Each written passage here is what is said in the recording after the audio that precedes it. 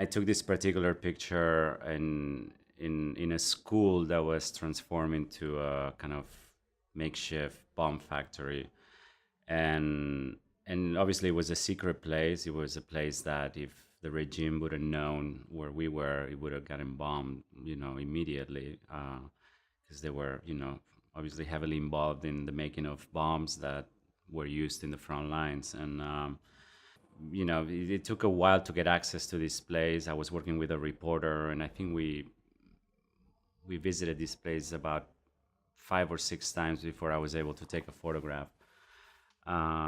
So it was a sensitive situation, a sensitive place, and also a sensitive story. It was hard to get these people to agree to have me there with the camera. So it took a little bit of finesse, a little bit of perseverance, and eventually I was able to take a few pictures. Not a lot, but I was able to take this picture that was awarded the prize. I was surprised that they were very confident, and they were very much. I mean, it was a secret place, but it wasn't.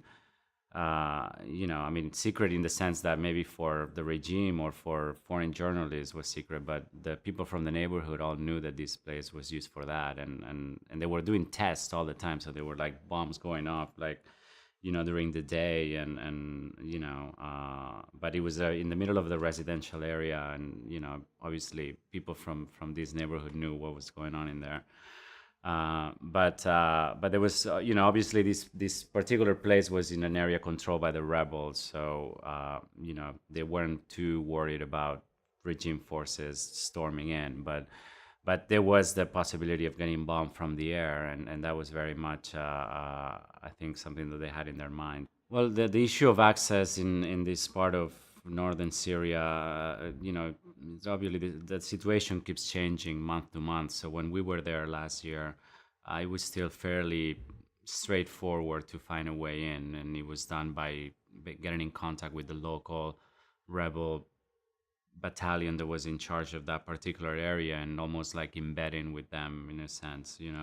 And at the time, I mean, there was starting to be some infighting between the rebel groups, but there was still a pretty kind of straightforward way of getting around the town, at least in the areas that they control. That is not the case anymore, and I probably could not go to this area today, if it's still there.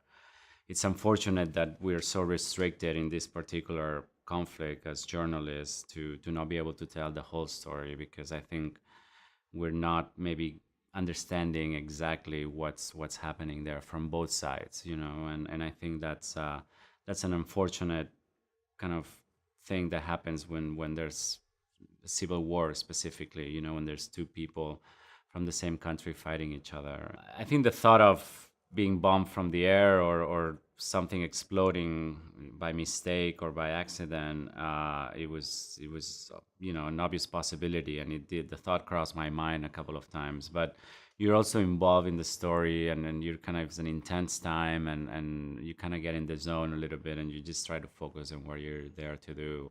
Well, I think the term combat photographer or war photographer, it's one that I tend to shy away from. I've been asked the same question many times over my career, and I think, unfortunately, this term has some connotations that I don't feel comfortable with as a photographer. And I mean, there's several. I mean, one of them might be the fact that it's quite limiting, in the sense that it kind of says that we're only interested in the adrenaline part of this, or in the fighting, and I find that really personally not that interesting. I find what I'd like to get involved in is in telling stories of real people, and what they go through under these circumstances. And it is true that over, in my career, I've worked in a lot of conflict zones, but my approach, has always been to aim to tell the story of the people, and how war affects them. I'm not so much interested in the act of war per se. I'm more interested in the repercussions, in the context and the implications, and the way that war transforms the landscape, society, and that's what I find personally more interesting as a photographer.